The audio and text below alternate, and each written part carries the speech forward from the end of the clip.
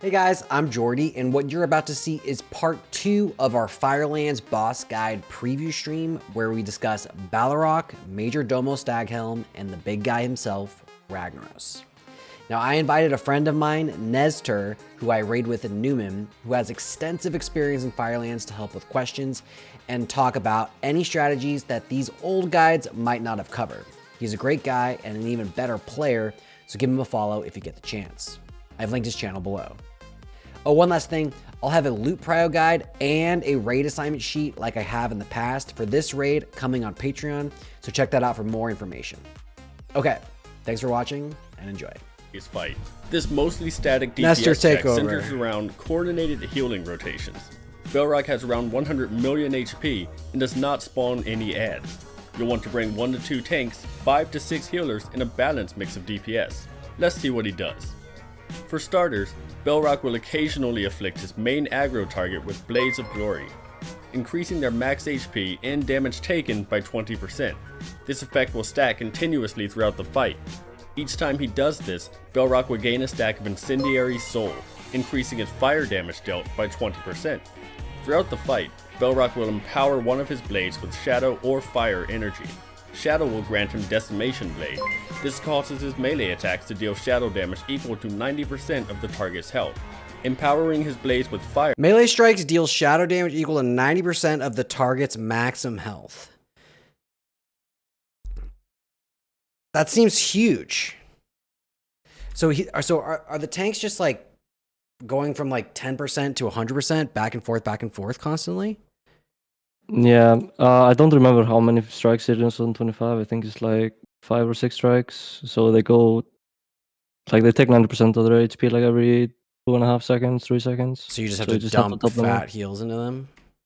Yeah, on progression you used to have like a lot of avoidance. So you would go like parry, rune forge, you would go avoidance trinkets. Okay. Just to mitigate the decimation blades. Sure.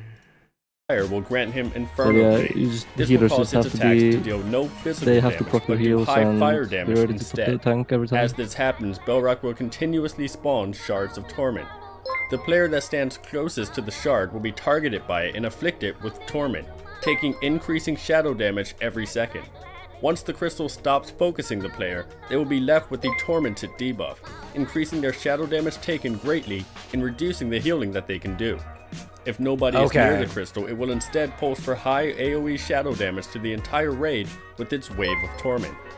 Healing players who are afflicted with torment will grant the healer Vital Spark. This buff stacks multiple times and triggers if the player heals a target with the. How do these crystals work? They just drop randomly, and then you stand close to them, and when you're the closest, you're getting a healing buff, and then when you aren't the closest, you get kind of like drained. So if you have to stand close to them and soak the stacks. For each crystal, you have to take 25 stacks. You split one crystal between 2 players. Okay. So one of the players are going to get 13 stacks. On the first 2 crystals that spawn during the fight, you have the healer stack up, like the healing vital spark, whatever. Or I forgot what it's called. And for those first 2 crystals of the fight, you want to have like a feral druid, shadow priest. You can even have a boomkin. Just take 25 stacks, and then you have like all the healers spam healing them to stack their buffs. Because like for every heal you do on the soaking player, the more stacks they have, the more healing stacks you gain. So that's why you want to like stack as much as you can in the first like 1 minute of the fight, and you should be fine for the rest of the fight if you stack properly. But we'll just have to see on the PTR. Okay. So then, once you've built up your stacks, how do you keep them rolling? Oh, you have them permanently. Like you just have to cast a heal once your healing buff drops.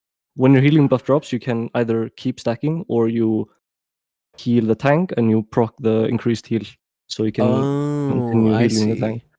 So if you want to opt into try to stack again, like ideally the main tank pops some defensives while the healers keep stacking.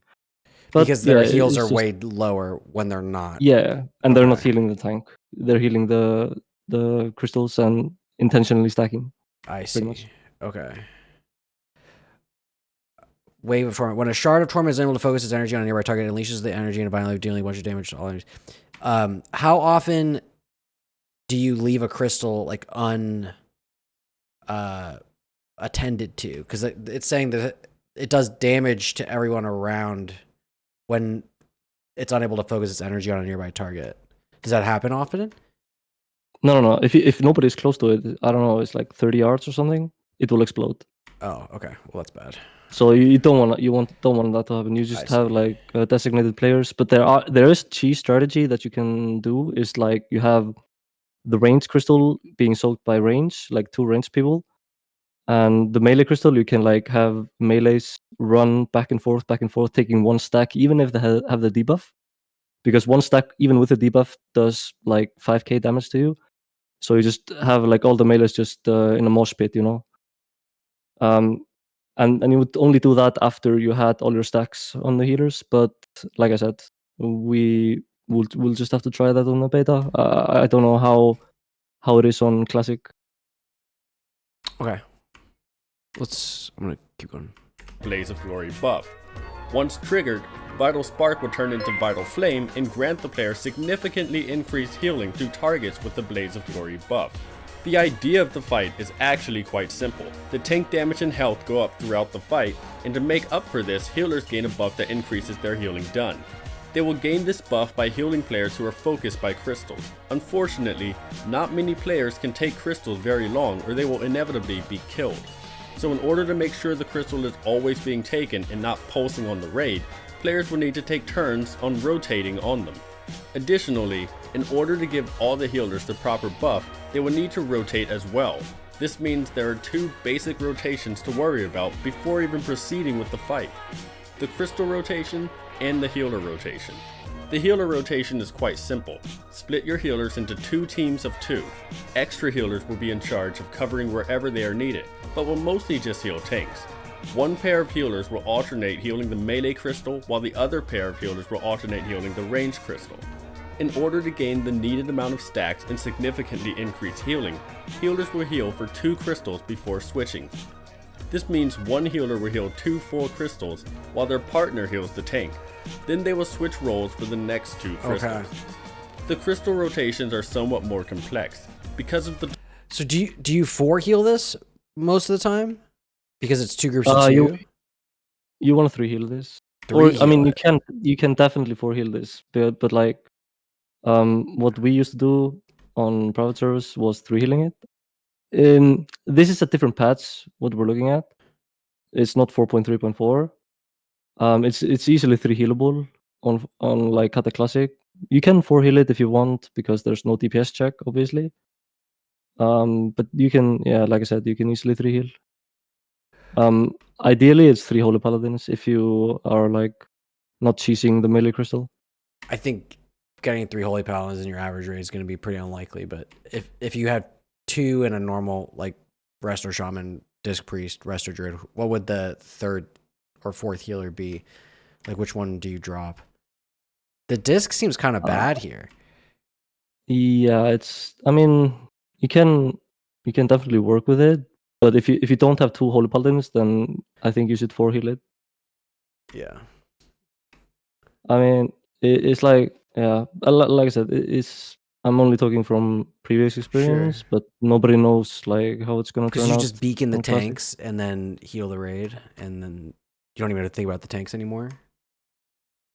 Yeah, that's the thing. Like on some servers, it used to work to beacon the soakers, and you would kill the tank, and the increased healing would go on the beacon target.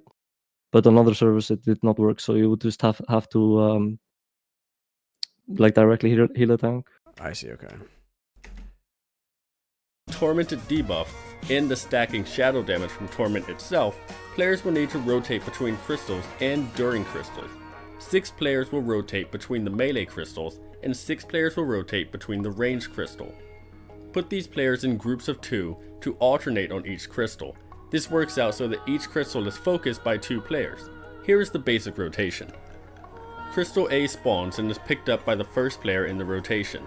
Halfway through this crystal, player... So, did you ever do Karazhan? The last time I did it, I think I was 10 years old. Okay. There's a fight. I mean, I remember it. There's a fight, Nether Spite, that there's a portal and it has a beam sending to Nether Spite, and you kind of have two players soaking that beam. Like you have to stand between the portal and the boss. So it's kind of like you just go back and forth. Well, not back and forth, but you take half of it and then the other half goes. It's Yeah. I will can't. take the Nezter crystal. It's been too After long. it Sorry. despawns, crystal So the crystal will pretty much last as long as it is for two players to soak, and then it'll despawn. Yeah. So each crystal will give you 25 stacks. I see. Okay, yeah. You want to have two people or two players soaking each crystal, with the exception for the first two crystals of the fight, so the melee and the range crystal. You want to front load all of the stacking on the first two crystals and have the main tank chain all of his defensive I cooldowns, see. because he won't be receiving any healing from any healer for like the first like 30 seconds, 40 seconds. And this, what do the Or healers like do during that time? Just sit on their dicks? just stacking on the crystals. Okay. Yeah, like because it's better to like fully stack on one crystal instead of like partially stack on two crystals, because for each stack the soaker has, they gain more healing stacks. So for the first 5 stacks soaking the crystal, they only get, if I remember correctly, 1 stack per heal. So between 20 and 25 stacks of the debuff on the solo soak, you're gaining like 5 to 10 stacks per global. And you want to finish it off, like for Holy Paladin, you want to use your lay on hands on the crystal soaking. You don't want to Gotcha. save it for anything else, because that's like off global. So you get like Just the an free extra stack on top of that. Yeah, I got you. Yeah, but he said it in the video that you want to like split it between like healing the tank and stacking the healing stacks, but you can get away by only stacking on the first 2 crystals and then just heal the tank permanently, like throughout the rest of the fight. Okay. B will spawn, and player 3 will take it, followed by player 4. When Crystal C spawns, player 5 and 6 in the rotation will handle it, and the pattern repeats after this. The rotation will need to be performed for the melee and ranged crystal throughout the fight. Throughout the fight, Baleroc will empower his swords with Decimation Blade and Inferno Blade. These are healing intensive parts of the encounter. Because Decimation Blade deals damage equal to 90% of the tank's health, healers will need to work hard to keep the tanks up. Tanks must be topped off between decimation strikes to stay alive. That's a lot of This healing. is where healers should blow throughput cooldowns to provide their biggest heals possible. Alternatively, Inferno Blade is where healers should use their damage reduction cooldown. Since this does not do a flat percentage of the tank's health, the damage can be prevented with spells like Divine Sack or Pain Suppression. Once the mechanics are understood, the fight really is quite simple. Players must Who's the keep guy up in their disc? rotations It's while Nezter. being ready He's to in, react if needed. The fight may seem Numen with me, and daunting he's at got a first lot of glance, Firelands but looks can be experience. He deceiving. also streams. I'm gonna If you link enjoyed his this stream guide later. or found it helpful, remember to bookmark us at learntoraid.com. Seems not too bad. It's just as long as you get crystals and you planned your cooldowns, you're good to go. Yeah, and you don't want to spread the debuff also. It's especially in melee, sometimes it can get hectic with like when people are moving around and stuff. So how does the debuff work exactly? It's like COVID. You don't want to get next to the Okay. other player. So then how do you get the debuff originally? When you take a stack, like when you soak the crystal, Yeah. after you stop soaking it, you get the debuff. And it lasts a minute, the soak? Yeah, I think it's a minute. Yeah. Okay. So okay. It's like as soon as you stop soaking, you get the debuff. So if you start soaking a crystal and someone takes over, you will get the debuff. I don't know. It's kind of hard to explain. Sorry. No, I'm trying to wrap my head around it because I'm an idiot. But so then like everybody's getting the buff off the crystals in the beginning, right? It's like tons the of healers, yes. the healers. And then how are the healers keeping their stacks going throughout the whole fight if they're getting the debuff occasionally? So I forgot the name of the buff, but when you're stacking, you get a buff. I think it's called a Vital Flame. And when you heal the main tank, you get a different buff for like 15 seconds, which increases tank healing. Okay. And that's the buff you want to utilize for healing the tank. So every 15 seconds, you drop that buff, and you go back to the other buff, which is used for just stacking up on crystals. And to get rid of that stacking buff you get from the crystals, you want to proc your main tank healing buff by healing the main tank. Oh, so you can't have both at the same time. It's one or the other. No, you can't. Yes, it's one or the other. I see. Okay. That was the confusion. Okay. And so then when okay, it's hard to wrap your head around, but I think I got it. Let's watch the heroic one real quick. I'm wondering what the heroic adjustment is. Yep. Heroic.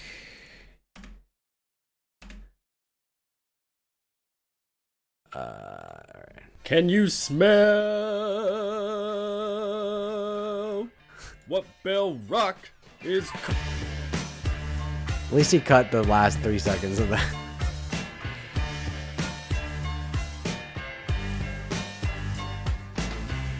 Baleroc is a one-phase DPS race on heroic difficulty. This is basically a standstill patchwork-style encounter, but involves some complex rotations. Baleroc has around 195 million HP, but does not spawn any adds. You'll want to bring 1 to 2 tanks, 3 or 5 healers, and a balanced DPS makeup. Do you think this is going to be another fight that they take out All-Stars because of the buff mechanic? Like, Oh, you mean for healing? yeah, like I feel like the parses are. I mean, you get a damage buff too, right, from the crystal? No. I swear I read that. Okay, so then maybe it won't be. It'll be fine. I mean, you can definitely like parse as a healer. Well, I don't care about parsing as a healer. It's just the DPS parses are going to be fine on this fight. Okay. This is like all of our Chimera heroic guides, this guide will assume Archimedes. that you've done the fight But it's on normal like- it's difficulty not and as as, such are familiar with normal mode tactics and going abilities. For heavy. more in-depth coverage of Just the a- fight as a whole, It's please the see patchwork one of our boss. Less normal garbage. strategy guides. Here's what's new.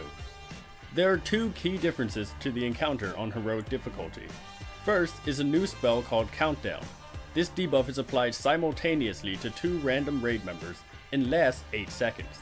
Within those 8 seconds, the players must move within 4 yards of each other in order to cause the debuff to fall off. Okay, so armor. that's just a simple Failing to do this Shadow fast Link enough thing. will cause the countdown debuff to explode, dealing very high fire damage to all players.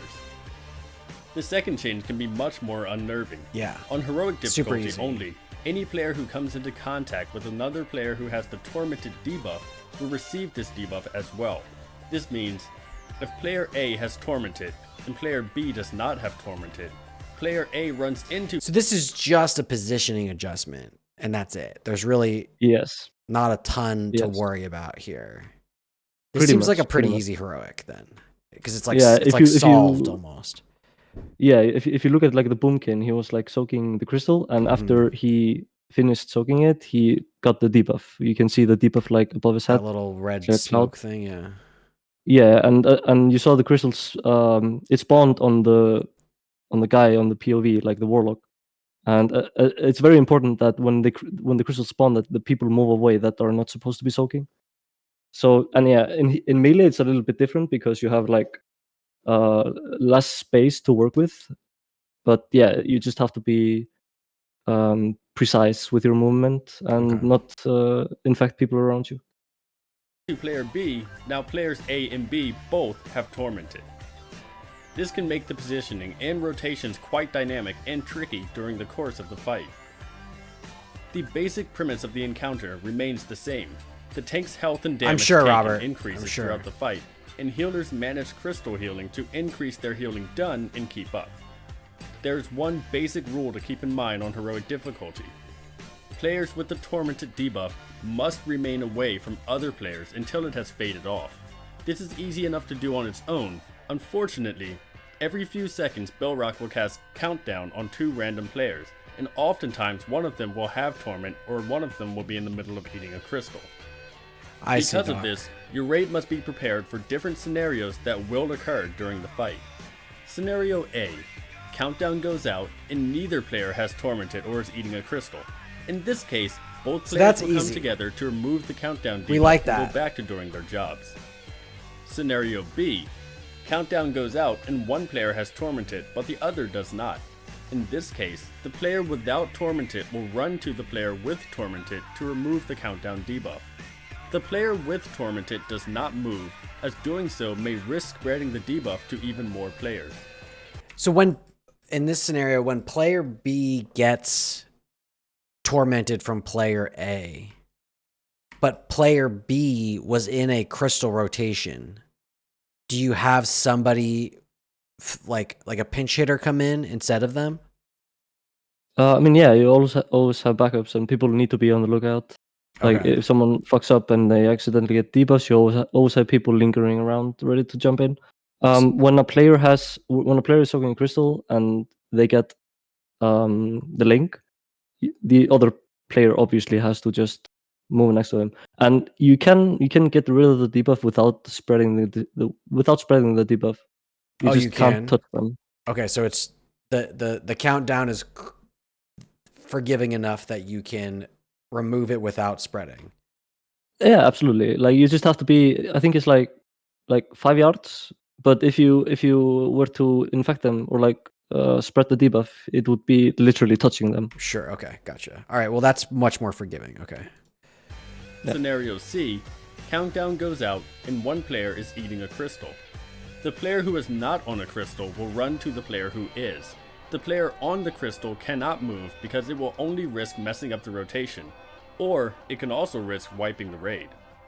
In addition to preparing for these scenarios, your raid must assign backup. Don't forget the clown strat if too many people mess up, especially in 25. In the event that one player is about to take a crystal and finds that for any number of reasons they have the Tormented debuff. So you have, how many backups are like a good number? Like 3? Like you get backup 1, backup 2, backup 3, and you just call backup 1 go or whatever as like a raid leader? Or is it just on people to know? To forget the clown strat if too many people mess up? I don't know what that is. Debuff. Nezter they will need to call for one of the backup players to take it in their spot. This is not difficult, just make certain that each player knows who the backups are, or assign an order to it that the backups understand themselves. For example, a DK is about to take a crystal, but sees that I'm sure it's more than one. Oh shit, sorry, I was muted. That's okay. Yeah, I was talking and talking. Oh, sorry. No, it's my bad. So ideally, it should be the person closest to the crystal. It doesn't matter if you're. Yeah, it doesn't matter if who it is really, as long as it's not a healer. A healer is never going to be soaking the crystal. So ideally, you just have the closest player jump in, and ideally, say something beforehand. So, like 3 people don't just jump in at the same time. So you say, I got it, or whatever, and you're in. Okay. Yeah, and people have to, take the initiative on these things. Oh yeah, does bubble or block remove the debuff? Or countdown? I'm not sure. I forgot. Okay, we'll have to test it. She will call out, backup 1, take this crystal that spawns in 5 seconds. Whoever has been assigned as backup 1, we like to use hunters and mages for this, will know to be ready for the next crystal spawn. Because of the random nature of countdown, oftentimes 1 or 2 of your healers will have Tormented. Pair off your healers in a buddy system. If one healer gains Tormented, he must call for his buddy to heal the crystals instead. Tormented healers can only focus on tanks, as their Vital Flame debuff will counter the effects of Tormented to a certain degree. This comes down to communication. Healers have to decide in their pairs who can keep what alive. So where is all of the raid damage coming from in this fight? Well, there is no raid damage. It's just like the tank and 2 players getting hit at the same time. The 2 players that are soaking the crystal. Okay. Yeah, and that's why, ideally you want to have Paladins, yeah, they're the best. Holy Paladins, I they getcha. are great with this. They Maybe also if you have a Ret and 2 Holy Paladins, maybe you have the Ret go Holy and a Hunter goes BM or something, and you just blast it that way. So, I mean, yeah, you could do that, but like I said earlier, in Classic there's no DPS check. The only reason why we 3-healed it before was because of high dampening, sure. and we had to 3-heal it. But you can even 4 or 5-heal it on Classic just to get through the fight. Okay. But it's probably going to be 4 healed by most guilds. I might be wrong, but we'll see. You'd be surprised. Yeah, I mean, like, I tried predicting these things and I well usually because was of wrong, poverty but or low yeah. mana, they have to tell their partner to do it. Likewise, I mean, they what must inform does their he suggest here in the beginning, healer wise? He suggests 3 to 6 healers. So yeah. Okay. All right, well that's Baleroc. Let's move on to so he is the first of the final 3. Next is Majordomo Staghelm. You're going to touch an orb after Baleroc dies, and you're going to create a giant fire bridge that then leads you to the final island where the Ragnaros' temple is, and then you're going to fight Majordomo Staghelm, who you just met during Elisrazur. He summons her from the volcano thing. So yeah, if countdown goes off, there's raid damage. Sure. Cassius, thanks for the follow. Guys, thanks for the follows. I appreciate it. The follows are incredible. They mean a lot. Thank you. Okay. Let's do Majordomo Staghelm guide. All right. Do you like this fight, Staghelm? Sorry? Do you like Majordomo Staghelm? Is he a good fight? Yeah, I mean, it's really fun. It's very different to what the strategies that we were using compared to what they were doing in like classic OG Classic. Interesting. Okay. Yeah, I can talk about it later, but let's just let's see what they do, and then yeah, we can adjust. It's been taught us that you should respect your elders. There's also that achievement, right? That you have to like kneel as the flame things goes out, right? That's something that I know people care about, which is like silly, but I just click the orbs at the same time, and nobody can get hit by the fire AoE thingy. Yeah, okay. And they don't get much elderer than Fandral. Now, I know about as much about this game's lore as I do about Kesha's preferred non-sleeping positions. Kesha. Hey, I can fantasize. So I looked it up. What's the wiki say about his age level? It's over 9,000! Yes, Buffins, everything has to die. Fandral Staghelm is a one-phase fight, but since Fandral is a feral druid, he will repeatedly change forms, turning this essentially into a 2-phase encounter. Don't be fooled by the fact that he's a night elf. This is easily one of the most difficult normal mode encounters in Firelands. Fandral Staghelm has around 180 million HP, and throughout the fight he can spawn Spirit of the Flame Adds with around 1.2 million HP each. You'll want to bring 1 tank, 6 to 7 healers, in a balanced mix of 6 to 7 healers. DPS. Yeah, Though this boss can be difficult, thankfully he does not have many abilities. It's not Fandral will shift between their a strategy platform and a is Yeah. I mean, no, yeah, like that's the thing. Like, there's one strategy that worked on private servers. It's a cheese strategy. I'm curious to see if it works on classic. I'm not gonna say it's gonna work. I just want to try it, and if it works, great. Well, in that case, we'll be using 3 healers. Oh, interesting. Okay. And in that case, also, sorry, I'm getting ahead of myself. Okay, we'll talk about it when we get there. Be informed throughout the fight. Occasionally, he will briefly remain in human form to cast a quick spell. We'll cover human form first, then his 2 animal forms. This is not the order your raid will encounter the abilities, but due to the nature of the fight, we'll be explaining things a bit out So he has of what, order. a fire cat and a Fandral scorpion shifts to form? human form, he will cast Fiery Cyclone on your raid, immobilizing and pacifying all players for 3 seconds. Immediately after this, he will choose to cast one of 2 spells, depending on the point you are at in the fight. Searing Seeds implants all players with a seed that will explode when the debuff reaches 0. Each player's debuff will have a different timer and can explode at a different time. The explosion will do moderate fire damage to all nearby players. This is just going to be solved by Foji. Like, this will be such an easy mechanic. Yeah. His alternative human form spell is Burning Orbs. Fandral will summon multiple orbs around the room. Yeah, that on normal you attack the can nearest player stack in the for raid mild with the but seed. stacking On fire heroic you damage counter every that. 2 seconds. Okay. Each time Fandral shifts into an animal form, he will gain a stack of Fury. This spell increases the damage of his main 2 attacks, Leaping Flames and Flame Scythe, by 8%. Fury lasts and stacks throughout. Fandral's Fury fuels his flames, increasing the damage he inflicts with Leaping Flames and Flame Scythe by 8%. So how does he gain stacks of Fury? Just by dealing damage? He just gains it. Okay. The encounter.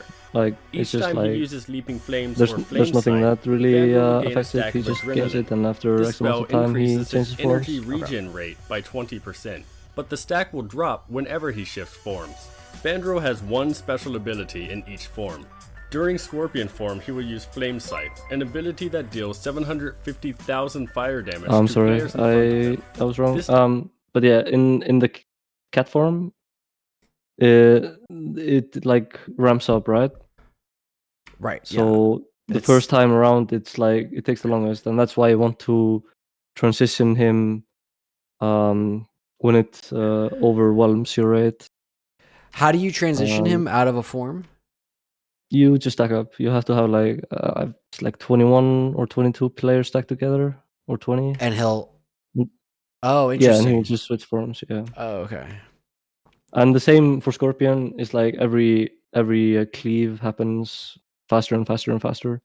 So And then you I spread mean, if you're out doing get yeah, him- if you're doing this strat, like you want to like spread out before it becomes like too overwhelming and your rate is dead. I see. Okay. Damage is split between all targets it hits and requires 100 energy for Fandral to use. In cat form, he will instead use Leaping Flames. The boss will jump to a random player, igniting So the you ground spread he out lands for at and cat, causing it to stack for burn Scorpion. moderate and fast-ticking fire damage. Like Flame Scythe, this ability also requires 100 energy to use. In addition, whenever Fandral leaps, he will spawn a Spirit of the Flame Ed. These do no special abilities and only melee their primary target. Here's the basic idea of the fight. When the raid is stacked up, the boss becomes a scorpion, and when the raid is spread out, the boss becomes a cat. During these animal forms, he will use one of his 2 special abilities. The longer he stays in one form, the faster these abilities will begin to happen. Because of this, your raid will have to force him to shift forms before the damage gets out of hand. While you can start the fight in either cat or scorpion phase, we found it easier to begin in scorpion, and we'll be explaining the fight from that perspective. Start the fight by stacking the raid together. If you want to avoid all of Fandral's possible shape-shifting shenanigans, have a hunter misdirect the boss to your tank and let the tank stack up as well. Fandral should shift into Scorpion and your tank will pick him up. The raid should be stacked in front of the boss as he will use Flame Scythe throughout the Scorpion phase. This attack is used each time his energy bar reaches 100, so players can watch that and be ready for it. His adrenaline stack will increase after every scythe, causing the next one to come faster than before. This will be a test of 2 things: how long your raid can manage through the damage of this ability, and how quickly your raid can spread out in order to shift him into cat when you decide to end the phase. Different counts will work for different guilds, but here we spread at 12 stacks of adrenaline. This is made much more manageable by rotating raid cooldowns throughout the entire phase. This looks Prior fun. to the pull, work out an order for raid cooldowns such as Yep. Spirit Link It's Totem, a Aura fun boss. Mastery, and Barrier, and chain them together throughout the phase. As stated before, there's no set order to how long He's you really can stay doing in them Scorpion. fast. But since the speed of Flame Scythe will constantly go up, it will be very difficult to spread out in time past 12 or 13 stacks. Whatever stack of adrenaline your raid transitions on, you will need to spread out very quickly. Fandral will shift into cat anytime the raid is spread out, so you must spread fast to shift him fast. If you are too slow, he will not shift in time and can Flame Scythe again, killing half your raid. It's best to have players use movement speed increases or even a stampeding roar when spreading out to transition for cat. try to loosely assign areas for people to spread out during cat phase. Simply assigning one group right, left, and back is enough. During cat, Fandral will use Leaping Flames. Each time his energy bar reaches 100, he will spawn a Spirit of Flame ad and pounce to a random raid member. Upon landing, he will... So you're just managing his increasingly quick abilities, and then when he's doing something too quickly, you swap him to the other one, and then start over. And that's all it is. It's just back and forth, back and forth. Yes, with this strategy, that's essentially what you're doing. Does he ever go human again? I mean, yeah, he goes from... Oh, no, you mean like... No. He's just going from, Scorpion to Cat the whole fight. Or, I mean, yeah, he goes human, like, during the stun when he's... Every third rotation, he goes human. Yeah, every third rotation during the stun, yeah, he does. But then it's back to Cat or Scorpion. Okay. He will spawn a large red fire circle on the ground that players will need to move out of. The tank will pick up the ad that spawns and tank it along with Fandral. And you only need one tank. Back. DPS should attempt to keep down ads throughout the cat phase so they do not get too out of hand. Because the tank damage during cat phase can get quite high, if you want to have the raid soaking orbs, it's only one tank. Begin to build up. But if you want to have two tanks soaking all of the orbs, you have to have a feral and bear form, and add to the difficulty which is possible. Transition back to Scorpion. Here, we transition at 7 stacks of adrenaline. Your raid may choose a lower or higher number. He really goes quick on these pounces. It will inevitably take longer to stack up than spread out. Your raid will need to move very quickly. Stacking too slow will cause Fandral to possibly leap directly on the stack and deal heavy fire damage to all players. Every third shift, Fandral will cyclone the raid and cast a special ability. If he is currently shifting into Scorpion when this occurs, the ability will be Searing Seeds. All players will be given the Searing Seeds debuff, but each player will have a different duration. This debuff will cause the player to explode for moderate fire damage to all nearby players when it reaches 0. Okay. The raid will need to remain stacked just like the previous Scorpion phase, but each player will be responsible for running out and back into the raid before they explode. These players cannot run out too early or the boss may shift into Cat by mistake. A rule of thumb is not to run out of the raid until the debuff has 5 seconds left. Move a short distance, 15 to 20 That doesn't yards seem bad from the at raid, all. and immediately run back in after exploding. Try to avoid other players who are currently running out as well. Having a single explosion occur in the raid can mean an instant wipe. The next third transition will be into Cat, during which the boss will cyclone the raid and cast Burning Orbs. This spell will spawn 5 fiery orbs in random locations around so how the do you room do the that orbs? burn the nearest You player for soak mild them? but stacking fire damage. The best way to handle this is by assigning teams to stay close to each orb and alternate the orb focus between them. Kind of like a buddy system. For example, assign a mage and a warlock to one burning orb. The orb will attack the mage for around 5 seconds. The mage will then run out a bit and let the orb attack the warlock for around 5 seconds. After this, they will switch and continue this until the orbs despawn. What makes this tricky is surviving the orb damage while surviving the leap damage. Players will need to move out of the jump flames quickly without getting too far from their orb. As the fight goes on, the raid will be able to stay in each form for a somewhat shorter duration. This becomes a softened rage and can cause the fight to feel very frantic. Staghelm is one of the most difficult normal mode fights in the Firelands. Cool and your fight. raid should not get discouraged with It's wipes. way cooler than I thought it would be. Focus on making it through one phase at a time. Wait until and worry more about consistency than trying to see the finish line. PTR. If you enjoyed this guide or found it helpful, Papegas. remember to bookmark Yeah, us it's at a whole, nerdparade.com. like, Subscribe to us on YouTube, the Nip, cheese and Justin strat TV, is and follow it's us on very Twitter. different to this, Okay. and that way you As kill the boss always, we like hope this guide way faster. faster. Yeah. Okay, let's do the heroic real quick, and then we'll talk of this cheese. Alright, no joke. You should have seen some of the strategies we tried on this fight when we were pushing for our world 3rd kill. We literally tried a strat where we stacked everybody on top of each other and ran circles around the room for 5 minutes, assuming the cat could never successfully jump on us. Yeah, we couldn't see that going wrong at all.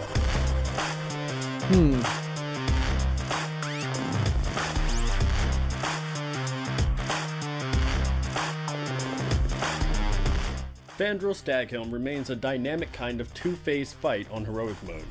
There is only one new ability, but his health skyrockets to a staggering 430 million HP. Spirit of the Flameads gains a slight boost, bringing their HP to 1.5 million each.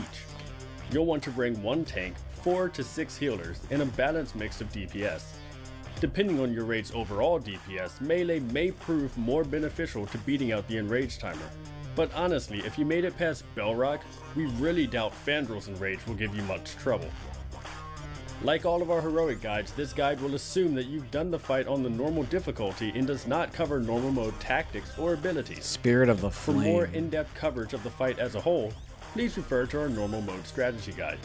As stated previously, Fandral only has one new ability on heroic difficulty. At the start of the encounter, each player will be given a concentration bar added to their UI. This bar will begin at 0 and fill up slowly over time to a maximum of 100. For every 25 concentration energy the bar fills, the player's damage and healing damage and healing done increased by 25, 50, 75, 100%. Wait for it. Will increase by 25%. Okay. Taking any damage during the fight will cause the player to lose all of their concentration, and the bar will reset to 0. All of Fandral's other abilities will remain identical to their normal mode behavior, but like all heroic encounters, his damage has been substantially increased. Fandral has a 10-minute hard enrage timer. This means your raid must burn through his whopping 430 million HP within 10 minutes. In order to achieve this, players will have to maintain 100 concentration to double their DPS as much as possible. Maintaining 100 concentration means avoiding taking any of the encounters. So are you just trying to keep him in cat the whole time then? Because of the damage thing? So the cheese mechanic revolves around avoiding the scythe in scorpion form and avoiding the leap in cat form. So each time Majordomo has around 80 energy, you spread and you stack. So you prevent him from using his special ability. You do cause, with this strategy, you do cause orbs to spawn much more frequently. And you do cause searing seeds to appear more often. But the second angle on this meta, or like this chi strategy, is having a disc priest preemptively shielding everyone for the seed explosions. So for every seed explosion, you have the person move out of the raid. But at the same time, you can't have multiple people run out at the same time, because then you face him, right? So it has to be very coordinated. So then, do you? Yeah. Sorry, keep going. So the premise of this strategy is you maintain 100% uptime on the damage buff on the entire raid. That's pretty much what it boils down to. So then, when you have seeds, though, you're gonna lose your concentration, right? Because you're gonna take that damage. That's where the disc priest comes in. Oh, okay. And then who's soaking the orbs? Yeah, that's the tanks are going to be soaking the orbs. You can like so when the orb or like the orb spawn, you have to move the boss because they are spread around and they are proximity based. So you have to move the boss to a different location so you can have the two closest people being the tanks on the other side of the raid, soaking all of the orbs. And all of the orbs will beam one player or two players. Yes, it's going to be on one player, and those two players rotate. It's tanks, so they can. That's so cool! I love that. And then you just have this priest shielding and stacking up divine ages, because as you know, he has 100% healing, so his divine ages and shields are going to be double.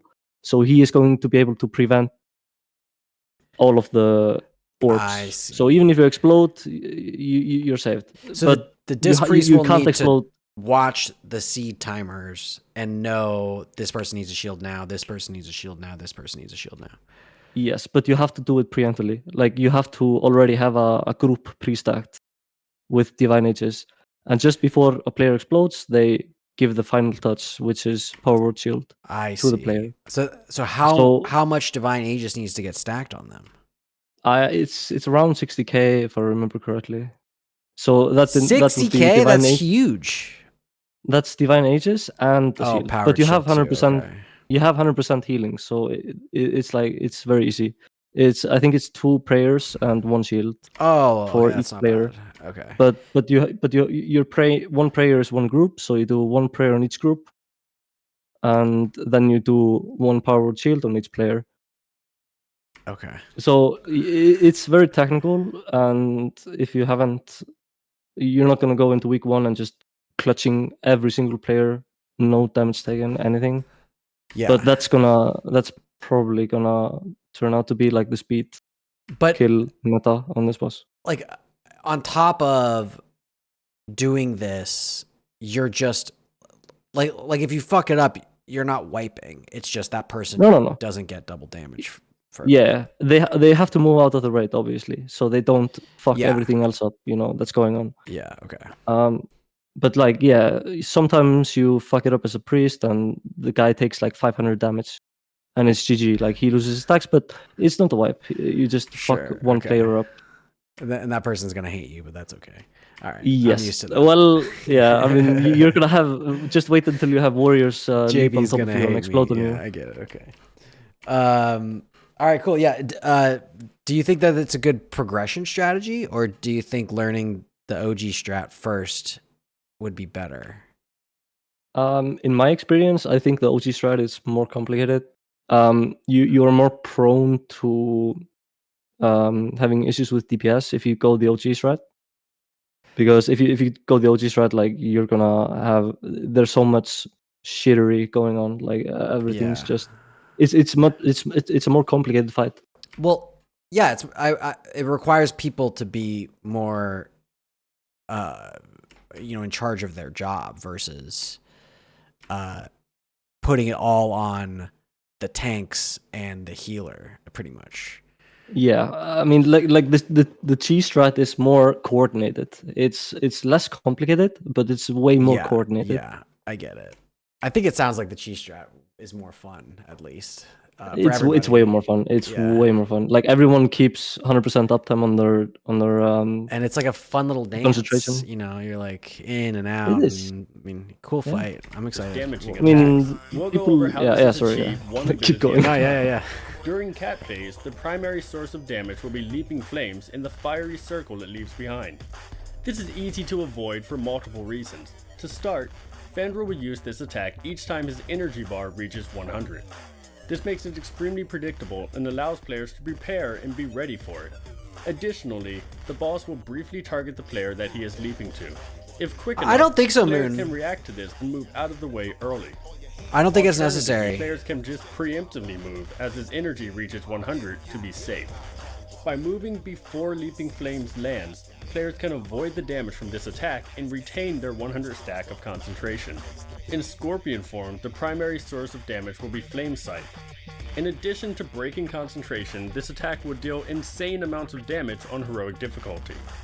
The best way to handle this ability is by either stacking cooldowns on the main tank and allowing him to absorb the ability by himself, or by simply shifting back to cat form before the action. So some people are talking about using 2 discs, and I think that the confusion is like you don't need to powered shield everybody. You're just putting Aegis up on everybody, which is pretty easy to maintain, and then right before their seed pops, you power shield them. And they don't all pop at the same time. They pop in cascading numbers. And so as you see that their debuff is about to pop, you just shield them and then they're fine. Yeah, I forgot to mention what Vertec and LOL mentioned. It's a good point. Having one priest do it on 25 man is it's very, very, very hectic. It's very mana. You use a lot of mana. You're constantly using power shield's very inefficient. Yeah, so it's a 2-disc job on 25 man, but at the same time, disc priests are great on this fight because if you smite the boss, you do like 100k crit, so you just top the tanks. So imagine like during downtime or like during the orb phase, for example, when you're not shielding the groups, you just have 2 discs smite spamming. They're just perma topping the tanks. Oh, cool. So, all right, interesting. Because you have 100% healing and 100% totally. damage. So it's like double dipping essentially. Because like, sure, you can Holy Paladins are great and all that, but disc is just unmatched. And on top of that, you do like 30k DPS as a disc priest in this fight, or 25k or whatever. Yeah, that sounds fun. But yeah, what they said is like 1 disc is probably not feasible. In a proper speed kill, when you have like a 4-minute kill time, sure, you can have like a 1 priest managing it all with like a Shadow Fiend. Yeah. But yeah, on progression, probably 2 discs and 1 Holy Pala. So maybe for Prague, you have your Shadow go disc for this, and then... yeah, I mean, maybe I was like... I mean, you don't have to 3 heal it by any means. Like, if you're doing this cheese strat, like, it's 3 healable, but it's... Yeah, 4 heals is the safe route. How so? Yeah. I mean, yeah, let's not complicate it. Okay, cool. Well, I'm excited. It's a cool fight. Ability happens. Definitely. Both methods are reliable and easy to pull off, and the only difference is what your raid is more comfortable with. Depending on the cooldown makeup, your raid may have to stack cooldowns on the tank for 1 Scorpion phase and skip taking a slash on the next. The point is, by allowing the tank to take 1 slash on his own, the rest of the raid retains their concentration stack and raid DPS continues to stay at 200% of normal. The specials are where things can begin. Is there any value in doing what he's saying there, is like just cooldown stack the tank on Scorpion to extend the thing, or is that pretty low value? You can't soak the scythe with 2 players. They will die. The tanks will always die. Okay. Yeah, he's it's saying just that like you can, but maybe on Peace server you wait, couldn't. what? Well, yeah, it's like millions. I mean, if you had 2 bloody Ks, maybe with AMS. Looks like he's using a prop alley. Wait, are they? Wait, can you rewind that? 1 slash on his own. Did they like dual soak scythe? 1 Scorpion phase and skip taking a slash on the next. The point is, by allowing the tank to take 1 slash on his own, the rest of the raid retains their concentration stack and raid DPS continues to stay at 200% of normal. The specials are where things can begin to get tricky, and these can be part of what makes melee so effective on this encounter. I mean, the tank just took it right there. So I don't know. Maybe it's not as bad. You didn't see the slash right there? DPS continues to stay at 200% of normal. The specials are where things can begin to get tricky, and these can be part of what makes melee so effective. I can't see the yeah, there's no. But you can see that the. I mean, maybe it's a prop pally thing. Yeah, maybe. I mean, it is a prop pally. Guardian Spirit. So... Yeah, you could do that with the Holy Priest. Yeah, if you're doing the cheese strat, the Holy Priest is kind of useless. So, I mean, if it's a prop pally tanking, you can do it. But what's the cooldown on Ardent Defender? Dude, is Ardent still a thing? We've never used a prop pally. I'm not even aware if it's a thing. Ardent Defender's a thing in Kata where they get a free cheat death. Like.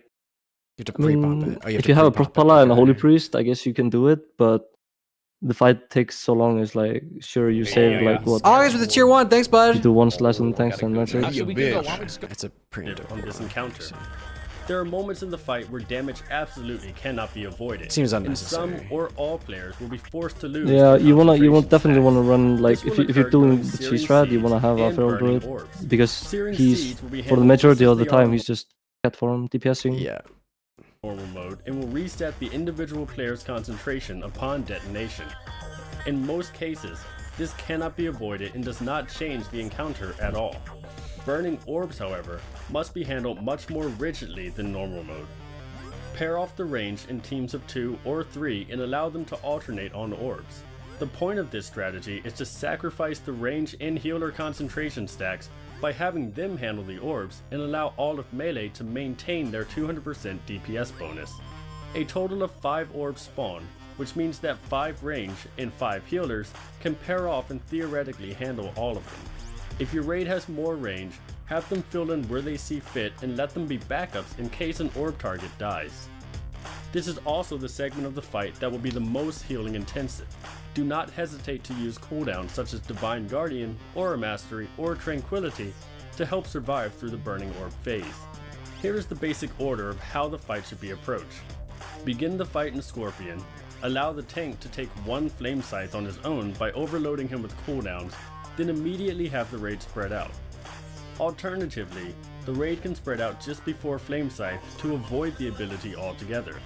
Remain in Cat for around 6 to 8 leaps and use cleave abilities to DPS down Spirit of the Flame meds without losing a lot of boss DPS. Make sure range DPS avoids as many leaps as possible.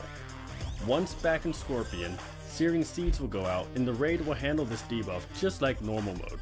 Take one scythe on the tank with a full cooldown stack, or take no scythe and immediately spread out again. Here the raid can repeat another 6 to 8 leap Cat phase and handle it just like the previous one. Transition back into Scorpion and the tank will eat or not eat another Flame Scythe. After spreading back out for the third Cat phase, Burning Orbs will spawn. Use the buddy system team pairs to properly handle the orbs and use any raid cooldowns necessary to keep players alive. Have hybrids such as Moonkin and Shadow Priest heal if things get tough. All right, I love it. I'm excited. It's a cool fight. I like the Disc Priest being the savior, but we'll see how it goes. It'll be interesting. Yeah, I mean, like maybe this strat won't even work on Classic, but I mean, I don't see a reason why it wouldn't. Like, yeah. It doesn't seem like it just seems like you're doing a clever cadence instead of cheesing anything, really. Like, yeah, my only worry was like if for some reason you transitioned the boss like at 90 energy, it would still, not transition and do with a final spell or whatever. Like it has a little leeway there that could fuck you. Yeah. Okay. Well, we'll see. Yeah. It'll be fun. It's gonna be fun to learn. Okay. Let's do the big dude himself. I don't even know where to start. We'll just do normal, I guess.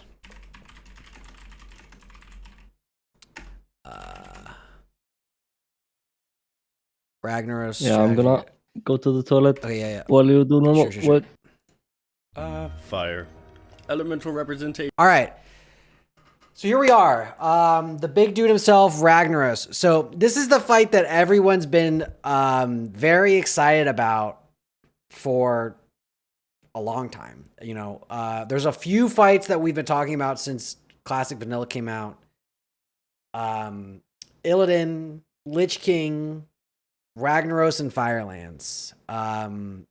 This is one of those fights. A lot of people are going to see this fight and be like, cool, I did Kata. I don't really care about Dragon Soul. I think those people are going to miss out on some cool fights in Dragon Soul, but this is like the big bad that everyone's really excited about. And doing it on Heroic, some people are saying it's the hardest fight. Yeah, what Ares is saying, of the expansion. So get used to this room because you're going to be in it a lot. And we're going to spend some extra time here. In an hour, the War Within launches. So I want to spend about half hour, 45 minutes on Rag, talking to Nezter about it. I want to eat my lunch real quick, and then we're going to do War Within launch. So hang out for that this afternoon. It's going to be very fun. We're just going to enjoy the game. We're not going to race. It'll just be fun. So hang out. All right. If you missed any of this, I will be posting this to YouTube tomorrow morning.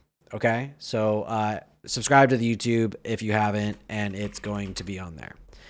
All right, here we go. Of rage, destruction, rage, passion, rage, love, and especially rage.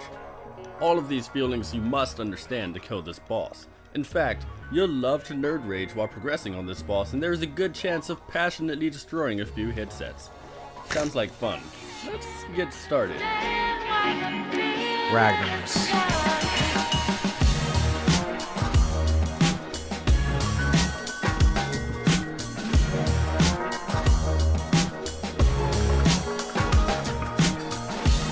Ragnaros is a 3-phase fight with 2 transition phases. The fight is all about execution and survival. Ragnaros has around 201 million HP, and throughout the fight, the raid will also need to kill Sons of Flame, Molten Elementals, and Lava Scions. These have 830,000, 250,000, and 6.2 million health respectively. You'll want to bring 2 tanks, 4 to 6 healers, and a balanced DPS makeup. Let's get into the abilities. Ragnaros has multiple abilities during phase 1. His melee attacks can open a burning wound on his primary target. Burning Wound. The attacks from Ragnaros open a burning wound on his target, inflicting a bunch of fire damage every 2 seconds for 20 seconds. The wound causes the target's attacks to become infused with fire, causing a burning blast. His stacking fire debuff ticks for moderate damage. His signature attack throughout the phase and the rest of the fight is Sulphurous Smash. Ragnaros will raise his hammer and after a brief pause slam it into the platform. The initial impact will kill all players it hits, and 3 lava waves will move out from the outsides of the So these are kind of like players hit by the wave will be knocked back, take high Sartharian fire waves. damage, and gain a mild fire dot. This dot is dispellable. During phase 1, Ragnaros will cast Hand of Ragnaros and Wrath of Ragnaros. Wrath hit Hand of Ragnaros, Wrath of Ragnaros. The Hand of Ragnaros inflicts 30,000 fire damage to all enemies within. Okay, so this is like Wind Blast on Alakir. The Wrath of Ragnaros inflicts 60,000 fire damage to enemies within 6 yards of the target, knocking them back. Okay. It's 3 random players for moderate fire damage and all surrounding players with splash damage. Hand of Ragnaros knocks back all players in melee range of the boss and deals mild fire damage to them. It will also interrupt all spell casting. Throughout the phase, Ragnaros will shoot magma traps. So it's a force spread. So Hand of Rag, he picks 3 people in ranged, and you need to move away from them. And then Wrath of Ragnaros, you need to just move out of melee range. Yeah? Is that correct? You don't need to move out of melee range. You can just eat the knockback? Yeah, it just knocks you back and you just heal them up. Okay. These are launched at a But for range, you want to spread out so you don't like knock your neighbor. Magma trap will trigger it and cause it to explode with 55 yards seems pretty big.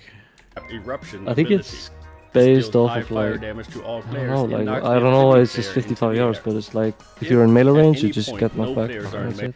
Okay, Magma Trap Eruption. The Magma Eruption bursts and inflicts 120k fire damage to all enemies and knocks enemies within 8 yards. Melee range of the boss, he will spam Magma Blast, a high damage fire. Do you have to soak the trap? Is that what the priest is doing? You don't have to. You can bait them towards the edge of the room. But ideally, you want to soak them on heroic, so you have more room for firefighting in the last phase. Okay. Magma Blast inflicts 75,000 fire damage, increasing fire. Okay, but attack that increases that's fire not damage going to be a taken. problem. When Ragnaros reaches 70% health, the first transition phase will begin. I mean, I know this is dumb, but that first 30% doesn't sound so bad. Yeah, it's really chill. Okay. The boss begins transition phases by casting Splitting Blow, slamming Sulphurous into the platform and spawning 8 Sons of Flame ads. He will then submerge into the platform and pelt the raid repeatedly with lava bolts, dealing moderate fire damage. Ragnaros will re-emerge once all Sons of Flame have been killed or after 45 seconds, whichever comes first. Sons of Flame ads will spawn with the Burning Speed buff, causing them to move faster at higher health. This debuff will fall when the ad reaches 50% health. Sons of Flame will naturally try to run toward the hammer, and if they reach it, will unleash a supernova, dealing deadly fire. So you want to get all of the fire Ellies to 50% to slow down, and then once that's done, you can clean them up. That's the priority, yes. I mean, that's the easiest way to not letting them reach the hammer. Yeah. It just depends on like the spawns. And it depends, like you can get the closest ones down to 50, let dots finish the rest. You can have I see. warriors people with burst classes take care of the closest ones, so they can just get rid of them instantly. But yeah, ideally you want to have like knockbacks close hammer and melee's close hammer, and just have like in the second intermission phase you have people slowing the furthest ads, so you have more time with the ads in the second intermission. But we'll get to that later. Okay. And then they're all grippable and everything. You can just yoink them around and if necessary. Yeah. Okay. Fire damage to all players. And then on heroic, if any one of them reaches Sulfuras, is it a wipe? On heroic, yes. On normal, no. Okay. We don't need to talk about the normal values. I'm just more interested in okay. Ragnaros will Yeah, retain on his heroic burning it's a wipe, wounds, yes. Okay. Sulfurous Smash, And then the Sulfurous Smash placement, is it always just in an arc in front of him? I guess it's just like you could pick any spot, 5 yards from him or something. Yeah, pretty much. There's no logic to trying to get it to an extent. It's around like the middle, where you're moving your mouse. Okay. Magma Blast abilities during Phase 2. In addition to this, he will gain Engulfing Flames. This spell randomly ignites 1/3 of the platform in fire for a short duration. Throughout Phase 2, Ragnaros will summon Molten Seeds. The seeds spawn at the location of 20 random... There's so much shit already going on. It's gonna be so fun. It's just so much. Okay. And bro, it's gonna be okay, bro. Don't worry. We're gonna clutch this, right? All right, I'm excited about it. All right, I can already just be like, oh, why did you stand in that, you fucking idiot? Like, there's gonna be a lot of that. All right. It's gonna be a lot of surfing, bro. Yeah. Okay. Fire damage to all nearby players. 10 seconds after spawning, the seeds will explode in a molten inferno, dealing fire damage that decreases depending on the player's distance from the explosion. So you find a spot that is furthest from all the seeds and you drop all your shit and you just wait for it to go out. Well, it's gonna be different on heroic. On normal, they do it like this because a heroic mechanic involves the seeds doing more damage to the players when they are next to other seeds. So that's different on heroic. So it's going to be a different strat on heroic. Okay. All right. After the inferno, each seed will spawn a molten elemental. These adds fixate a random player and make their way to melee them. At 40% health, Ragnaros will begin his second transition phase. So the much second going transition on. phase is similar to the first, but 2 lava scions will spawn in addition to the 8 Sons of Flame. The lava scions will occasionally cast blazing heat on a random player. This debuff lasts only a few seconds. So is he doing all of this other stuff? No. This is the second transition. Okay. Yeah. This is second intermission. Okay. In this intermission, you have 2 ads coming in from the right and the left side. This will be solo tanked. He's probably gonna say something along the lines of 2 tanking, but as a DK, you just drop death and DK on one side, you run to the other side, and you taunt. Okay. You outbreak, But you takes pestilence, the pick up mild both fire ads. So this will be, yes, you just handle the lava scions and you deal with the Sons of Flame. Okay. damage and causes the player to leave a trail. So the lava scions are tanked until the Sons of Flame are dead, and then you clean up the lava scions afterwards? No. So you want to have as much time as you can in this phase to kill the lava scions before you kill the last Son of Flame. When you kill the last Son of Flame, the boss transitions into phase 3. Okay. And so then So do you just have a yeah. DK gripping them back and You can do that, but you can also have like 3 people assigned to the furthest Son of Flame. They burn it down to like 20% HP. You finish the lava scions, and or before the timer goes off for like the explosion, you finish off the Son of Flame and you transition. Worst case scenario, you're gonna have lava scions at like 10% HP, and you just finish them off. You go into phase 3. The fire behind them. Walking into the fire will deal moderate fire damage to any player, but will the reason heal why you Sons want of to Flame and do it lava on the scions. furthest one is because After 45 seconds he have becomes passed, slow. or after all the Sons most of time Flame have been killed, Yeah, Ragnaros they get really slow. Look at that. will reemerge Yeah, in phase 3 and that's will why you begin. want to just keep them at like Ragnaros 10, retains 20% burning HP. and then just before the deadline, you kill it or kill the scions. I mean, you have to kill the Son of Flame to transition it actually, but yeah. Okay. You kill the Scion, kill the last Son of Flame, you transition. What does the Scion do? There's 2 of them, right? So Yeah. do they have like a AoE damage around them, or like what? They spawn. I forgot the debuff name. They spawn a debuff on 2 players. I think it's like every 20 seconds. And on this debuff, you have to run to the edge of the room, and it drops like fire patch behind you, like a fire trail or whatever. And that's just that's just a random player that they pick. Yes, it can be a healer, it can be a DPS. Okay. Wound, Sulphurous Smash, Engulfing Flames, and Magma Blast in Phase 3. Lava Scions that are still alive will continue to cast Blazing Heat. Throughout this phase, the boss will spawn Living Meteors. These adds will spawn above a random player and fall to the floor before fixating another random player. Players who come into contact with a Living Meteor ad will be killed with this Meteor impact. This will also kill all nearby players.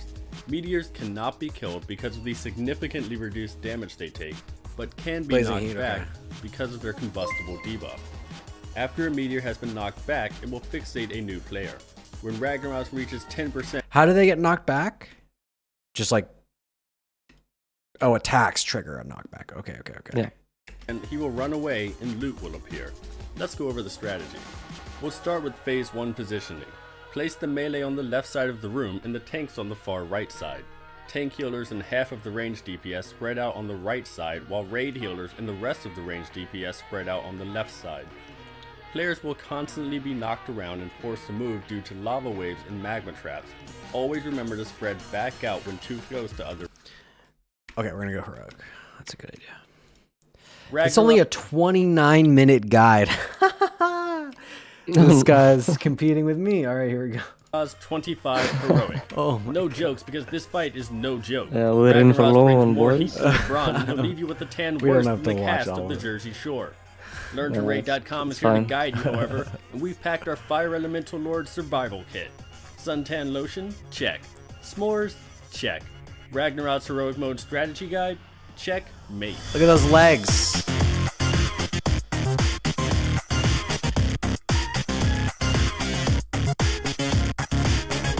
Ragnaros Heroic is a 4-phase massacre 406 million intermission phases. Little chicken legs. I say this only once, not as a curse. His legs are fine. I mean, your legs would be a little thin too if you were just swimming all day in lava.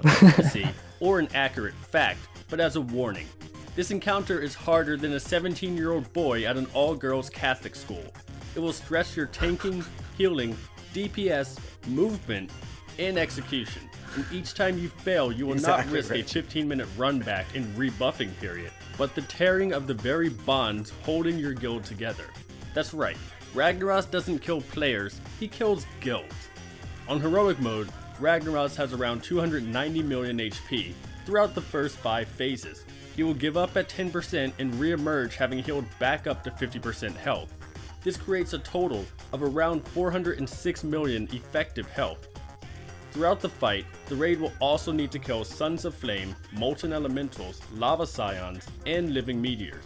These have 1.2 million, 350,000, 8.7 million, and 3.3 million health respectively. To successfully accomplish the strategy used in this guide, you'll want to bring 2 tanks, 3 to 5 healers depending heavily on your raid's DPS, and extremely strong mobile AoE DPS. Because this is the final boss of the zone, this video will run through all of the encounter's abilities before focusing on the strategy. But first, I'll remind you that we were the 5th guild in the world to kill this boss, and use the strategy that we felt was the most repeatable and given an appropriate amount of gear, the most lenient. This, however, is not the only way to kill this boss. Ragnaros uses many different abilities during phase 1, all of which can be deadly. For starters, his attacks can open a burning wound, applying a mild fire dot on his primary target that lasts a short duration. The dot will also increase the target's damage done, but this is irrelevant. Sulphurous Smash will be one of his primary attacks. Ragnaros faces a random player and, after a short pause, smashes his hammer onto the platform. The initial impact will kill any player in the smash area and creates 3 lava waves. These lava waves move out across the platform in opposing directions. Any player hit by the waves will take high fire damage. So be we knocked learned a lot back, about this already. and gain a mild dot for a short period. This dot can be dispelled. Occasionally, the boss will blast 3 random players with his Wrath of Ragnaros ability. This deals moderate fire damage to the target and all nearby players and knocks them back. Alternatively, Hand of Ragnaros deals mild fire damage to all enemies close to the boss and knocks them back. It also interrupts all spellcasting. Throughout the phase, Ragnaros will shoot magma traps. These will be launched at a random player and remain on the platform until triggered. Stepping into a magma trap will trigger it and cause it to explode with its magma trap eruption ability. This will deal very high fire damage to all players and knock the offending player into the air. Additionally, all players will gain the magma trap vulnerability debuff, increasing the damage they take from other magma traps Ice patches for 3 a people short on 10 duration. minutes, 8 people 25. If no players are in melee range of the boss, he will spam Magma Blast, a high damage fire attack that increases fire damage taken. When Ragnaros reaches 70% health, So that all seems exactly the same as normal. Yeah, pretty much. It's the only different thing is that you can't just chain multiple magma traps in Right, a row. You okay. can do 2 in a row because of the debuff. You gain like you get like I forgot how much, like 100% increased fire damage. That's not you so can't much do that you'll die. 2. Yeah, I mean, like you can do 2 traps in a row with 1 debuff, but you have to have like ideally like a Norm Master at least. Okay. But yeah, like on normal, you can just pop the traps whenever you Okay, want, okay, really. okay. first transition phase will begin. Ragnaros will begin the first transition phase by casting Splitting Blow. He will slam Sulfuras into the platform, spawning 8 Sons of Flame Ants before submerging into his pool of lava. The boss will re-emerge once all Sons of Flames have been killed or after 45 seconds, whichever comes first. Throughout the phase, while submerged, Ragnaros will pelt the raid repeatedly with lava bolts. So what's the best way to slow these? Like hunter traps or No, it depends. Like on heroic, the difference between normal and heroic is that there's no, like on normal mode you have dynamic spawns. No, not dynamic spawns. You have static spawns. Like you have I only see, like yeah. 8 4 or spots 5 whatever, different yeah. spawns. On heroic, it's much more dynamic. So you have to have a player capable of assigning in a very quick manner, like within like 5 seconds, assigning the whole raid between 2 sides, depending on the side of where the hammer goes and the proximity of the hammer of which the ads are. And you have to be able to assign, like let's say you have let's say you have like a hammer on the very edge. You have 2 ads very close to the hammer. In that case, you put the warriors, you put rogues, and because warriors, they can sweeping, they can throw down. You have rogues, they can kidney. On the far side, you want to have the casters, because casters don't have that much burst. Well, outside of like maybe Shadow Priest with like Manspike, but like you want to split the raid between their strength, with their strengthness in mind. So you want to have Okay. like bursty melees close up. You want to have dotting classes like boomkins, warlocks on the far side, so they can like dot everything. And at the same time, you want to have like boomkins on the close far side, because they can take care of any knockbacks that Sure. needs to happen. They're like the last line of defense. Well, the last line of defense is a unholy DK or a blood DK, just gripping them out of the hammer. Sure. Okay. That's the very, very last. But they don't like, necessarily want to be next to the hammer. They want to be 30 yards away so that you can grip them the max distance. I mean, you're not gonna predict a ad running through.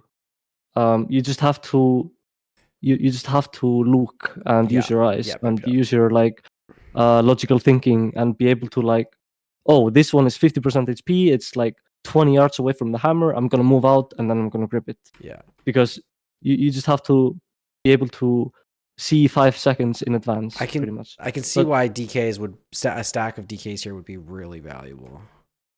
I mean, if you call the split perfectly, if you, not perfectly, like if you call like a good split between the raid and you don't have like too many people on one side or the other, it's gonna be fine. Like you're not gonna run into any issues. It's only about like, sure, if shit goes south, you have a DK be able to grip it out and whatnot. Shaman, Thunderstorm, Booming, Knockback, whatever. And then, can they be slowed from normal stuff, or is it just damage? It's only knockbacks and damage. Okay, so there's no traps, none of that stuff. No. What about like frost trap entrapment, stuff like that? I don't know if the entrapment works, but like you can stun them. Like I said earlier, you can, like, the reason why you want the warriors on the close 2 is because a lot of times the close 2 are within sweeping distance, and that's why you want the warriors on the close 2, because they need to be killed very quickly, and sweeping is great for that. Gotcha. And also because of throwdown, kidney shot, cheap shot if your rogue is playing combat. He probably doesn't know about root. Any like hard CC works. I've never even heard of throwdown. Is that a warrior move? Yes. Oh, funny. Okay. But like under perfect circumstances, you won't need those. I mean, sure, you're gonna need like a Hammer of Justice and whatnot on the close ones, but if the rest is being dealt with accordingly, you'll be fine. It kind of reminds me of Valkyries on Lich King, like assigning stuns like, and just kind of the order of stuff. The Valks are more predetermined and more like, it's like do it right as they spawn, right? And then you do like Holy Wrath or whatnot. This is much more jazz. Like it can be like you can have a middle hammer, and then you have to have like an even split. And some might say, oh, range DPS right side, melee left. It might not be the most optimal setup. You want to have different CC melee players on different sides, and you want to have like knockbacks on each side. So you can't just say like, oh yeah, all range on one side. There are 100 ways to go about it. Okay. Honestly, we'll see. It's gonna be the assignments on this are gonna be interesting. I feel like they're gonna be like concentric circles around the center of like, this is your area, and then move depending on need. I mean, each and every player in the raid just has to have an understanding of like what's going on. You damage them down, like, and you just prioritize, right? Yeah. If a sun is like 50% HP and they're far away, you don't need to keep hammering it. Just move to the next one. If it's needed, then you just have to look around. Do I need to even out anywhere else?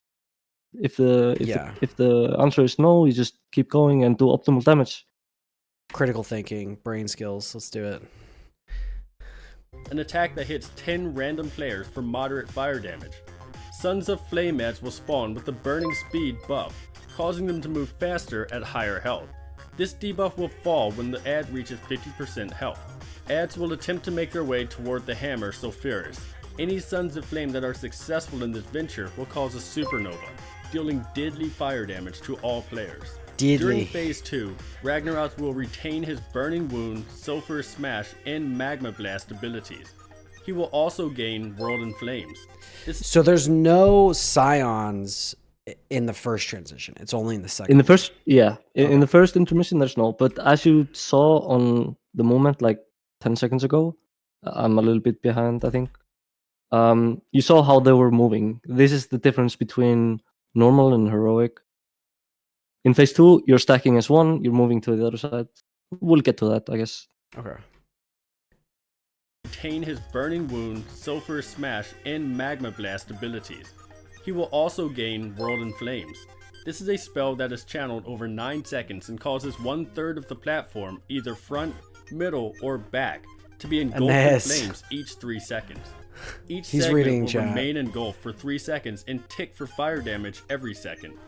Shortly into this phase, and every minute after that, Ragnaros will spawn molten seeds. These seeds will spawn at the location of 20 random players and deal moderate fire damage to the target and all nearby players. After 10 seconds, the seeds will explode, causing a molten inferno. The inferno will deal very high fire damage that decreases depending on the distance from the original seed. Farther players will take low damage, while So you stack all the seeds because they spawn on players and then run away. Yeah. nearby players will take much higher damage. After the inferno, each seed will spawn a molten elemental. Yeah, I mean, These ads fixate the a video random player describes and it attempt to perfectly. melee Yeah. them. That The ads sounds too will also bad. gain That's the almost- molten power buff. I mean, that's simpler. That's not bad. Whenever Yeah, they are it's within it's 6 very simple. yards You of stack up, another ad. run This across, buff AoE, increases their damage done you by run away. If 25% someone per doesn't stack run away, they and die makes pretty them much. immune to snare and stun effects. At 40% health, Ragnaros will begin his second transition. And now you dance, you The second dance, transition boy. phase is very similar wait, to the no, no. first. The only There you go. difference is 2 ads called Lava Scions will spawn in addition to the 8 Sons of Flame. Yeah, The Lava Buffins. Scions will periodically cast blazing heat on a random player. This debuff lasts only a few seconds, but ticks for mild fire damage and causes the player to leave a trail of fire behind them. Walking into the fire will deal moderate fire damage to any player, but will heal. Are they tauntable? Like, will they stop running if you taunt them? No, they just sook towards the hammer. Yeah. Sons of Flame in Lava Scion ads. After 45 seconds have passed, or after all Sons of Flame have been killed, Ragnaros will re-emerge and phase 3 will begin. Ragnaros will keep Burning Wound, Sulphurous Smash, World in Flames, and Burning Blast during phase 3. If Lava Scions were not killed in phase 2, they will continue to debuff players with Blazing Heat until they are dead. Throughout this phase, the boss will spawn living meteors. These are ads that spawn above a random player and fall to the floor. Any player coming into contact with a meteor will cause it to explode in a meteor impact, dealing deadly fire damage to all nearby Deadly. players. Meteors cannot be killed until the next phase because of the severely reduced damage they take, but due to their combustible debuff, Wow, this is a lot of dancing, huh? they can be Who doesn't knocked love back. dancing? Yeah, Meteors Come will on, bro. fixate a random player and roll slowly And- towards them. Once they are knocked back, they will fixate a new player. I mean, When the boss reaches 10%, you can get hit by he'll it. submerge into You his won't die, platform but you once just more have to like before move out or re-emerging something. for phase 4.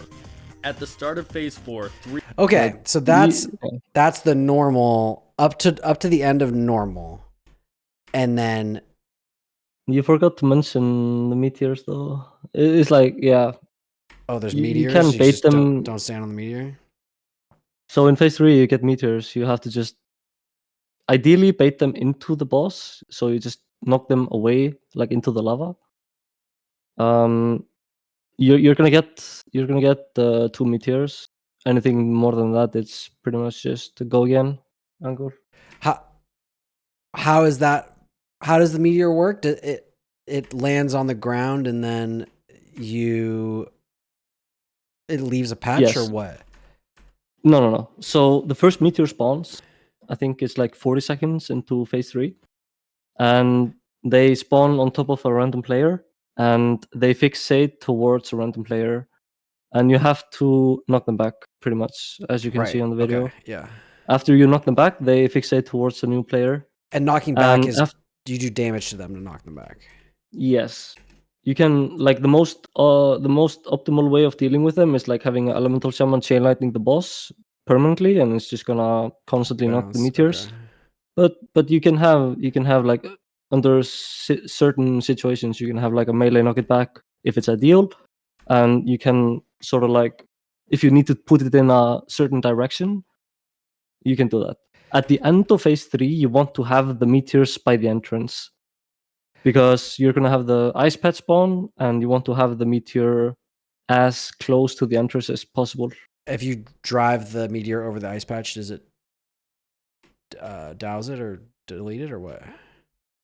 Yes, it deletes the ice patch, and the meteor becomes killable. Like, you kill the meteor. Oh, okay. So yeah, you get rid of it. All right. We'll get to that. phase 4. At the start of Phase 4, 3 But yeah, NPCs like Anya said in chat, Cenarius, there is an Malfurion ICD Stormrage, and or like an Archdruid ICD for have knocking the Wolf meteor Root back. Totem. Additionally, Ragnaros if will grow you legs and begin to walk. If you have a good eye for like the timings, you can notice like you can permanently knock it back from the same spot. So just kind of keep it in place. So you can keep it in the same place permanently. You just can't be wrong with your timings. If you fuck up the timing on the knockback, it's gonna gradually come closer to you. How do you pick a direction that it gets knocked back from? Does it just go away from the person that it's targeting? Yes. I see. Okay. Like 180 degrees from. Okay, I gotcha. Around the so it just goes directly back. Whoever it's fixated on wants to be in the opposite direction of where you want it to knock it back. Okay. If you knock it back, it goes directly backwards, gotcha, backwards. Gotcha. So if you're on the side, it goes backwards from your angle. But you want to keep it away space from on the the platform as if you hit it with the Serenite bomb. Yeah, because the boss is now at full power, he will become superheated, dealing mild but stacking fire damage to all players every second. He will also periodically is superheated? No, we'll get to it. Stomp, causing Dread Flame to spawn at 6 random locations. These fires will spawn as a single patch and grow quickly in size. Touching or standing in the Dread Flame will cause initial moderate fire damage followed by a mild ticking fire damage. Occasionally, the boss will empower Sulfuras. This is a 5-second cast that will allow each of his melee. What's stopping the person with the meteor just from permanently keeping it knocked back? Or why do you have to like douse it at all? You can knock them permanently. It's easier to do it on 25 man. But when you knock it back, we talked about it earlier. You get a debuff. And the debuff, it does like, I forgot, like 10k damage every 3 seconds, and it stacks. Oh, so eventually you'll die. Okay. Yeah, so every like 6-7 stacks, you want to reset your stacks and have another person knocking it. I see.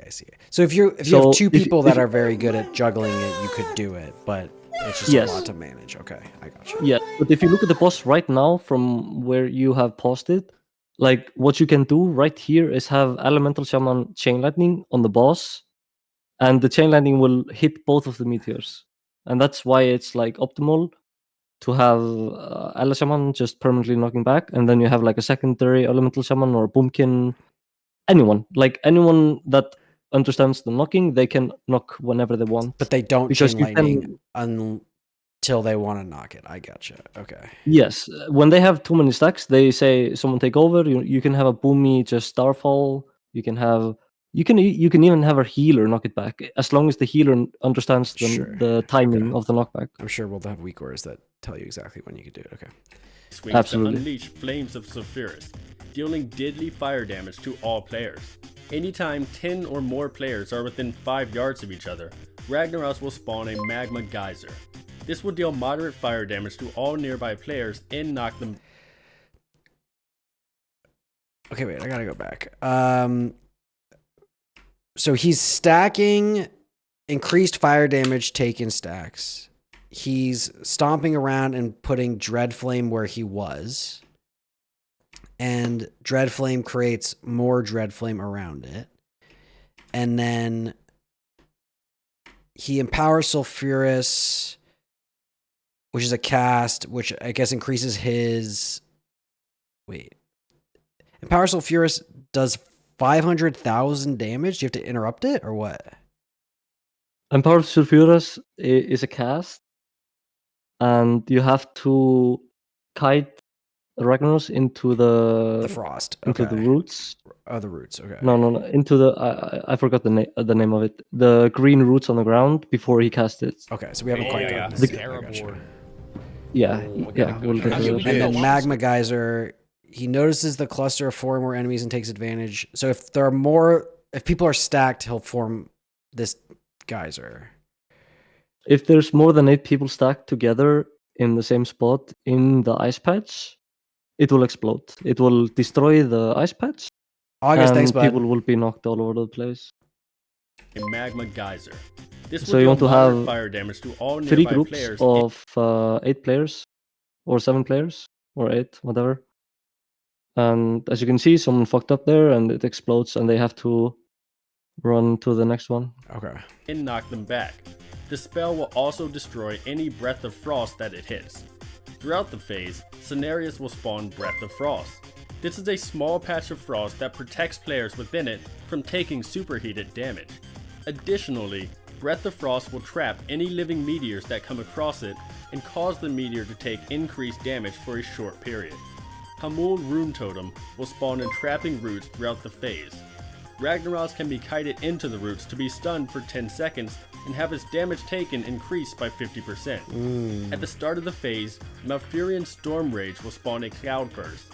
Up to 3 players can interact with this to gain the Deluge buff. This buff grants the player immunity to Dread Flame and superheated damage. In addition, it allows the player to extinguish all Dread Flame they come into contact with. Alright, we've Dread Flame's kind of hard to see on the ground there. covered this guy's tricks. You Let's see you how have we to put split him online. the 3 firefighters between like parts of the platform to cover it better. Okay. About the roots, so he will cast Empowered Sulfuras. At the end of the cast, he will gain a buff. That buff, when he strikes a player, he's gonna wipe the raid. Unless you dodge it or parry it, which has happened before. I have dodged it before and Okay. but yeah, he gains a buff, and when that buff is active, you have to have him instead of the roots. The roots have the same amount of it stuns Ragnaros for the same amount of time that the buff he gets. So he gains the buff, you have a second tank taunt him into the roots. And so that you kind of kite him into it. And so then Yes. you have a few seconds as he's moving, and then it overlaps well with the roots. Okay. It overlaps, and the Phase 1 is roots about will survival. outlive the buff he gains. Okay. Pretty much. Okay. That's. But yeah, you want to just pretty much taunt him into the roots. I'm gonna skip to the phase 4 stuff now because we've watched the phase 1 through 3 stuff pretty reliably now, right? I think we've covered that. 4 will be on the faults or the edges of the Ignite regions. DPS Once the boss time? reaches 10% HP, he will submerge one last time into his platform, and Phase 4 will begin. Fixated players will kite the meteors toward the front of the room, where the NPCs are, while the rest of the raid prepares to unleash on the boss. Players cannot begin Phase 4 on the lava portion. So the meteors get rooted during the transition, I guess. You don't have to kite them while he's getting yoinked so out. you can knock them for a while, and then eventually they get frozen in place. While they are frozen, you can still knock them, but they just don't move. Players cannot begin Phase 4. But ideally, you want to keep them as far towards the edge as you can. You can see it right there. They get frozen. They still are able to get knocked back. Okay. Of the platform, And then you just keep them knocked back. The only caveat about this is that the patch spawn locations is dynamic, so it can spawn anywhere. Sometimes you have to stop knocking back to let the meteor go by the patch, because sometimes you might have like a ice patch spawn inside of the meteor, right? So in that case, you can't knock it back. You have to not knock it, let it go past the patch, and find a new way to deal with it. Always want the meteors to die. You would rather the patch in order to. No. The end goal is obviously if you can kill the meteors, but like I'm only saying, like at the start of Phase 4, sometimes you can get a bad frost patch spawn. Yeah. If that happens, you have to not knock the meteor. If you knock the meteor, it's gonna be knocked right next to the patch, and there's no way of not getting it into the patch. No, but what I'm saying is you want the patch to stop the stacking fire damage taken debuff, right? So everyone can clear that. Oh yeah. Okay. Yeah, but the tanks debuff. Yeah, they are going to be. I mean, you can have one of the tanks tanking the boss inside of the fire patch. But when he goes out to either kite the boss away from the roots or do whatever he needs to do, he's gonna be gaining the Dread Flame Gotcha. debuff. But Meeples yeah, will be then the frozen second during the tank comes transition. in, or like he goes out, he taunts the boss into the root. Both tanks go and reset, rinse and repeat. Gotcha. But can still be punted away. Move them as far to the front of the room as possible while this occurs. This fight doesn't seem that bad. It's not that bad. Ragnaros will It's not begin that bad. phase 4 by climbing out of his pool just before it solidifies. The now solid lava can It's be just a walked lot on of and almost doubles mechanics the space to for the raid. know, This phase but is it about seems survival, like there's a lot of wiggle execution, room and DPS. in execution. It's also- Positioning is dynamic. it also depending on depends, like, where what you're different playing. spells If you're spawn playing, throughout like, the phase. I don't But know, there is like, one basic formation that the raid needs to become familiar with. I mean, if you're During playing the healer, into it's this phase whatever. and You throughout just the rest of the fight, heal. the raid You, will need to you, make you its run way when to you need to small run. blue You void zones go into the called patch. breaths of frost. It's different. Like These as will a spawn tank, in random like locations, if you and fuck the up, raid must you stack might inside the area to wipe avoid taking very easily. damage from superheated. This is not as easy as it But yeah, sounds, it's like however. you just have Players to will need listen to stack in calls 3 evenly and spaced have a groups of person 7 to calling 8 players know what they're each calling. in Pretty 3 much. corners of the circular breath of It's gonna be frost. fun. It's gonna be fun. We call this the Definitely. flying Like, I V. can't wait for. I can't wait for the first week of Firelands. Now that I think of it, you're stationary while in the breath, and the flying V moves, so yeah, we It's definitely my aren't raid favorite led by favorite Emilio rate of Estevez. Cataclysm by Let's by call far. this